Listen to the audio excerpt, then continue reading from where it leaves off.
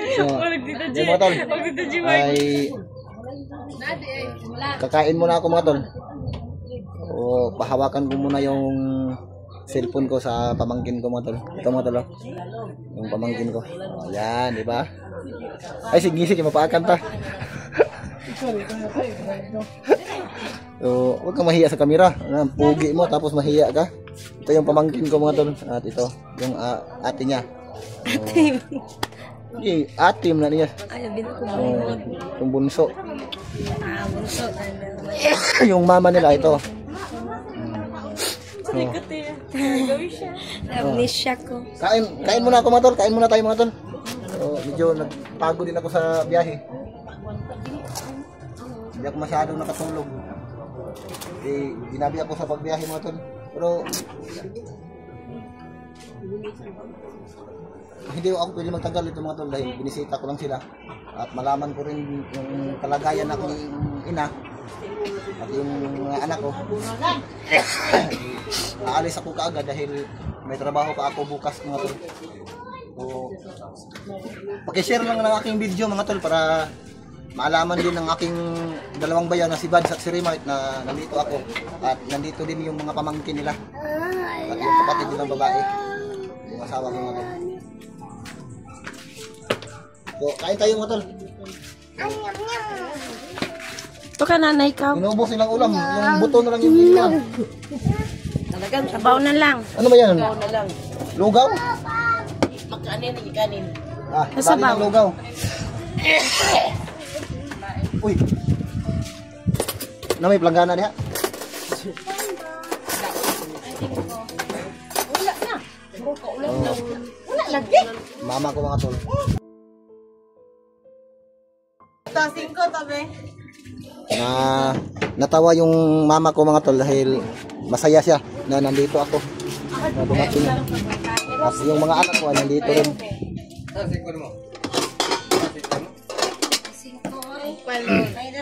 Tagay si ano? Hawakan mo muna te, mag-video ka muna diyan. Huwag mo lang i-ano sa paligid baka ma-monitor tayo. Mag-wifi na.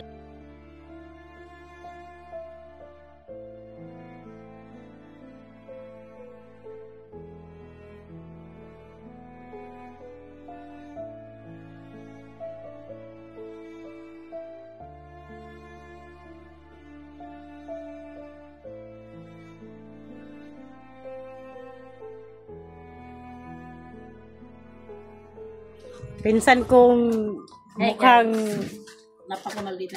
paki-follow yung Sir Vlog.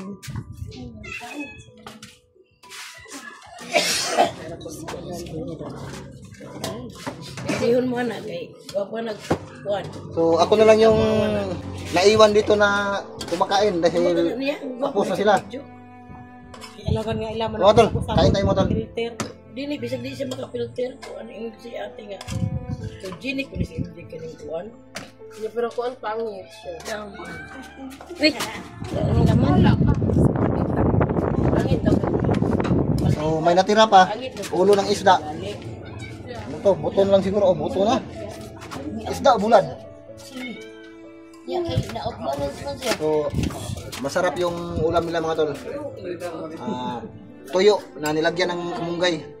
Pero ang pinagtataka ko mga tol, yung malunggay na inilagay nila, nagulay sila mga tol. Hindi pang gulay, sobrang dami yung nilagay na malunggay. Parang pang herbal na siguro ito.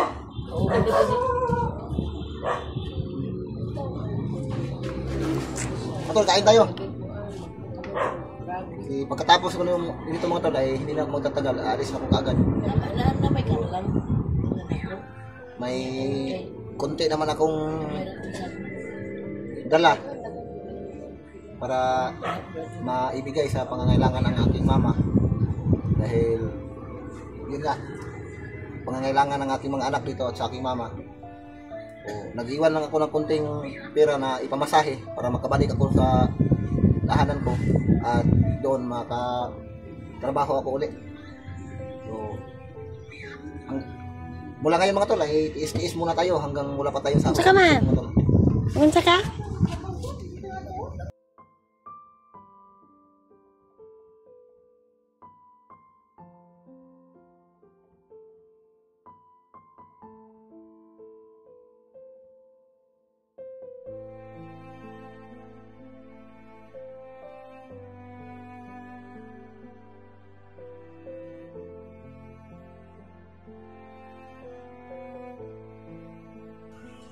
Hawakan mo muna, te. Magsalita ka dyan. Baka may mga nakakakilala sa iyo, mga classmate mo. Shout out sa mga kakilala mo. Parang nagtamimik ka, so. Oh. Ngit-ngit ba? Ngit-ngit. Hindi ka balik tayo ng kulit. Klaro na. Wala na ito ganina. No?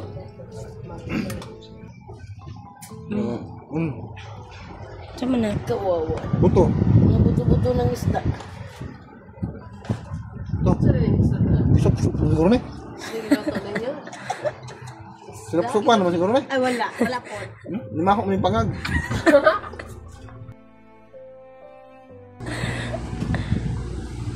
Ako may sabaw, oh. So, hindi kasi mahaba yung mga paagaw sa paglakad mga tol. Kaya nahuli ako yung natira sa akin na ulam. Yung buto-buto na lang lahat. Pero di bali na. Okay na to kasi wala. May naabutan akong saging o kaso. Ano na lang, balat na lang mga tol.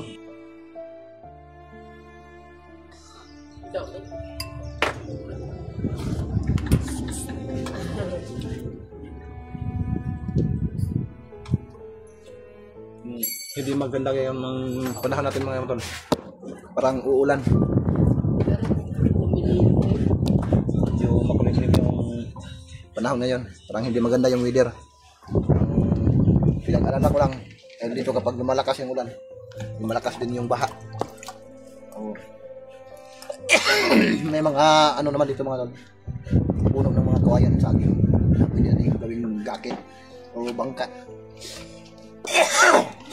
Just in case kung mabaha. Mura.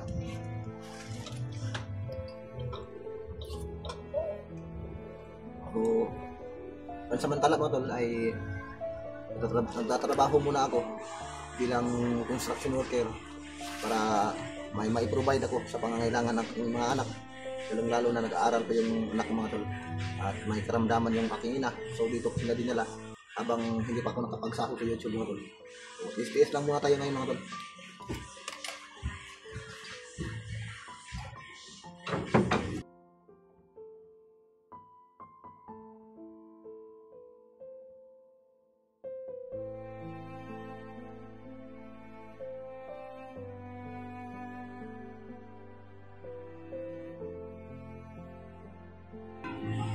Yung ibang kapatid ko mga tol ay wala dito dahil malayo yung iba sa yung tinitirahan nila.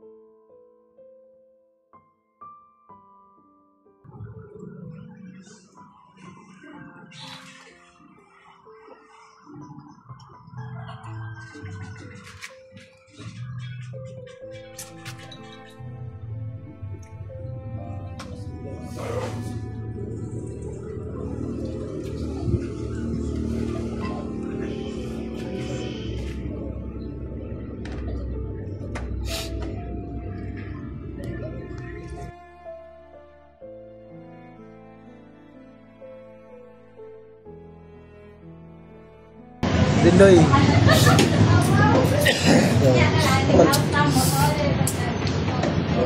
Bago ako umuwi ay pinasya ko muna yung mga anak ko.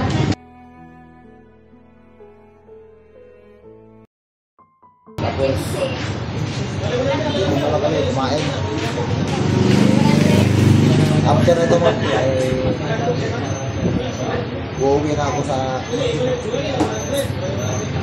para doon trabaho bukas.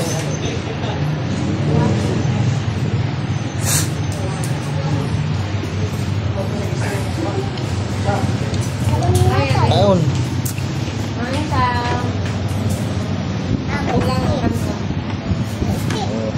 naubusan sila ng rice. Yan, yan.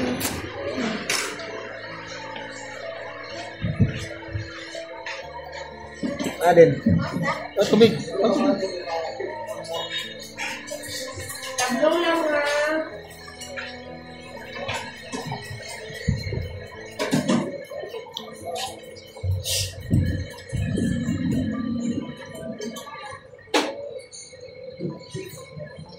Sobrang saya ng mga anak ko matulog.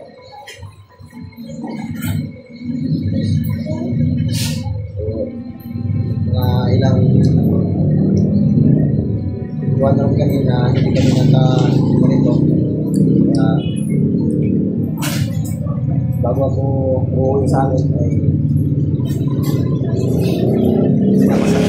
pinapasaya ko muna yung mga bata. At least man lang maibsan yung ano nila. So, mga kalungkutan nila.